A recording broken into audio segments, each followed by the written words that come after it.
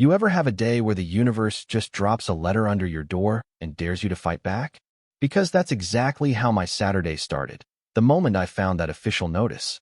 Stamped with the smug golden seal of HOA President Karen Deborah, slid right under my door without so much as a knock or a neighborly hello. Your 15 acres will host our annual barbecue this Saturday. No signature, no request, not even a please. Just Karen claiming my land like she was Queen of Texas. I smiled, set my coffee down, and swung those front gates wide open, already planning what was about to go down. Let me paint the picture. 10 charter buses, 10, came roaring up my street, diesel engines shaking the whole neighborhood, while the guests stared out the windows, wondering if they'd signed up for a party or an ambush. 400 folks stumbled off, looking about as confused as cattle at a dog show. Catering trucks jammed up the block, so tight you'd need the jaws of life just to get your pickup through. And there's Karen, strutting across my grass in those 4-inch designer stilettos, megaphone in hand, giving interviews to the local news about how she finally tamed that difficult neighbor. Meanwhile, the whole scene was getting choked in diesel smoke thick enough to make your eyes water. Now here's the part I'd been waiting on for months. Click. That sweet, final click. My brand new, reinforced electronic gate locked with a snap so cold, you'd swear winter just hit Texas in July. Karen and 400 souls, trapped. I'd spent weeks with lawyers, setting up hidden cameras, documenting everything with timestamps. Suddenly, 400 witnesses were watching her confess on live TV. My lawyer's idea of Christmas morning. Police showed up just in time to catch Karen mid-rant. The officers cuffed her manicured hands, her fancy heels scraping against my gravel as they led her away. All I could do was stand there, barely hiding my grin. Seriously, what would you do if your HOA tried to steal your land? Drop your city in the comments. Let's get the word out about these power-hungry tyrants. Let me back up a sec, though, because this whole wild ride didn't start with charter buses or police sirens. My name's Jake Morrison, 54 years old, and after 3 decades crawling through dusty apartment electrical panels, dreaming of fresh air and open skies, I finally had my shot. When Uncle Eddie passed, he left me everything he'd saved, $180,000 from a lifetime working construction. I put every penny into 15 acres of Texas freedom, right on the edge of Willowbrook. I built my own workshop, dug a vegetable garden, hammered new pine fence posts, felt the crunch of gravel under my boots, and the promise of real independence in every sunrise.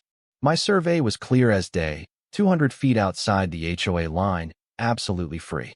That freedom lasted all of 48 hours. Second day in. While I'm drilling fence post holes, a white Cadillac Escalade with vanity plates, Chobos, because subtlety apparently died in the 90s, comes crawling up my drive. Out steps Karen Deborah Wyndham, 59 years old, HOA president 9 years running, real estate agent who apparently thinks the HOA is her personal business lead generator. She carried a leather portfolio like it was the 10 Commandments and smiled at me like she was about to sell me a timeshare. Welcome to the neighborhood, Jake. You're going to love being part of our community. Not, would you like to join? No. This was a mandate. She hands me a packet. HOA covenants, $250 joining fee, $180 a month in dues, for property not even under her jurisdiction. We need unity, she tells me, like I'm some outlaw, threatening the very fabric of suburbia. I pulled out my survey, laid it on my tailgate. Ma'am, I'm 200 feet outside your HOA boundaries. That smile shattered like cheap glass. Geography is just paperwork, honey. We'll fix that. Suddenly, those lawnmowers I'd enjoyed next door sounded less like summer and more like a war drum. She had no idea I'd spent 30 years as an electrician, fixing things folks said were impossible. And electricians, well, we don't just solve problems. We document everything, back up our evidence, and always have a plan B. In her world, unity meant everyone falling in line. In mine, it meant knowing your rights and holding the line, no matter how many complaints they filed. First week, noise complaints, apparently, running a circular saw at 1 p.m. on a Tuesday is a crime in Karen's universe. Next week, someone reported me for running an illegal electrical business because I helped my neighbor Derek jumpstart his car. Third week, code enforcement shows up, My tomatoes were unsightly. It wasn't random. It was war. But you know what they say, don't pick a fight with someone who's got nothing but time, tools, and a bone to pick. Karen's first real play was what I now call the parking siege. Every morning, 6 a.m., her Escalade would roll up and block just enough of my driveway to force me onto my grass. Not technically illegal, but annoying enough to make me curse under my breath. She'd smile and say, "It's a public street, Jake. Maybe you should join the HOA. Real subtle, right?" Within a week, her whole board was in on it, taking shifts so my driveway was never clear from dawn till night. I caught them strategizing on my cameras, calling me antisocial and a threat. Karen even started a next-door campaign, her loyalists echoing nonsense about property values and community standards. Most folks would have just accepted the harassment or filed some complaint destined for the trash. But I did my research. Turns out City Ordinance March 7th, 14 says you gotta keep 4 feet of clearance from a driveway.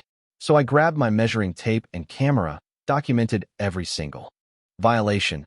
Her Escalade, Patricia's Honda, Ree's pickup. 12 days, 8 tickets at $85 a pop. The parking enforcers became my morning soundtrack. Karen's intimidation cost her $680 and a healthy dose of public embarrassment. You'd think she'd take the hint. Nope. She doubled down, started neighborhood watch meetings right in front of my house. Lucky for me, Texas is a one-party recording state. My security cameras caught them conspiring, literally plotting to make my life so miserable I'd beg to join the HOA. "We need to make him uncomfortable," she said. Another board member. "Let's spread rumors. Make him the dangerous loner." I couldn't have scripted it better myself. But here's where things got interesting. My allies started coming out of the woodwork. Maria Santos, 73, brought me homemade tamales and whispered her support. Derek and Emma, the young couple next door, kept quiet, but their sympathy was obvious. Most importantly, Frank Rodriguez, a retired sheriff's deputy, started taking notes at Karen's meetings. The real twist? She didn't just dig her own hole. She handed me the shovel. Then came Karen's real criminal streak, midnight missions with flashlights, measuring tape, even spray painting my trees for tent positioning like she owned the place. She broke into my shed at 2 a.m. with bolt cutters, caught in 4K by my cameras. I didn't confront her. I built my paper trail, sent certified letters, notified the whole board, and let every move add to my evidence. When she filed a false police report claiming I threatened her, the officers left with her face on camera, caught breaking and entering. Her credibility? Toast. And then, out of the blue, Randy, the treasurer, showed up with HOA financials. Turns out, Karen had been stealing from the community for years, $30,000 skimmed off the top, with fake landscaping invoices and forged signatures. Frank, Maria, and I pored over those records like detectives, uncovering a criminal enterprise, forged checks, extortion, forced property sales. She'd terrorized 3 families into selling below market, pocketing $18,000 in commissions. Total, nearly 50 grand stolen. We were staring at federal crimes, embezzlement, mail fraud, abuse of authority. The stakes were suddenly sky high. And then Karen set her sights on me. Monday morning, 14 bogus code violations dropped at my door, illegal dumping, commercial vehicle storage, you name it. Code enforcement found nothing, just my tomatoes and a compost bin. I filed a Freedom of Information request and exposed her campaign of lies. Other residents started coming forward, Maria, Derek, even Frank, who mapped out her harassment timeline. The evidence was a landslide. But the moment Karen threatened Bobby Kellerman, a disabled veteran, it all snapped into place. She tried to blackmail him. He recorded the whole thing. Her voice, clear as day, threatening mortgages and using her real estate connections to intimidate a man who'd served 2 tours in Afghanistan. That's when we realized this wasn't just HOA bullying. This was a criminal racket. The barbecue was the final act. Karen signed contracts for $5,000 in community money to host an event on land she didn't own. My address, bold as brass, on the invite. We organized, planned every detail, upgraded the security system, set the trap. Maria's daughter Jessica, a Channel 7 reporter, would film everything live. Frank prepped me on legal phrases for the cameras. and Randy brought 15 years of documents to crush Karen's credibility. Even little Tommy Martinez got involved after Karen tried to pay him $20 to spy on me. That crossed every line, and his parents filed a police report. Now Karen was looking at child endangerment charges, too. Saturday arrived like Judgment Day. Karen in her white pantsuit, barking orders, thinking she'd won. When the locksmith refused to open my gate without proof of ownership, she lost it, waving her HOA documents, screaming at the news crew, finally calling the police. I calmly presented my deed, survey, and title insurance to the officers. Karen screamed at the cops like they worked for her, but Officer Williams set her straight. Then the charter buses came, 400 confused, sweating guests milling about. Karen still putting on her act, totally oblivious that she was confessing to trespassing and fraud on live TV.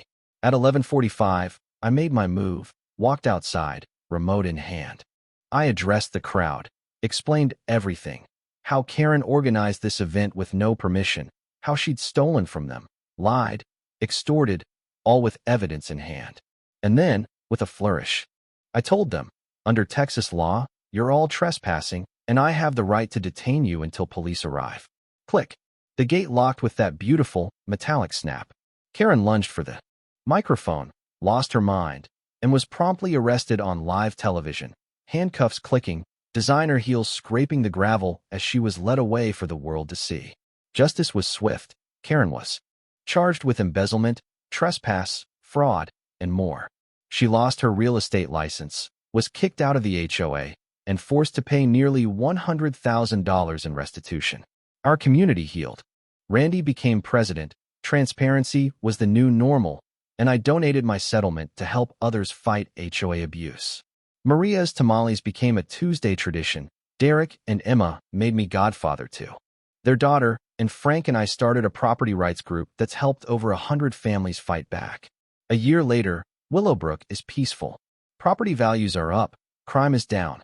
And the annual barbecue, now the Freedom Festival, celebrates community, not control. Karen's tyranny crumbled in 6 months, and what rose from the ashes was something beautiful. So let me ask you, what would you do if your HOA tried to steal your land? Ever fought a bully and won? Drop your story in the comments. I read every single one, and I'm here to help. Smash that like button if you love seeing karma in action, and subscribe for more real-life tales of underdogs fighting back. Because sometimes, the best revenge is building something good that lasts.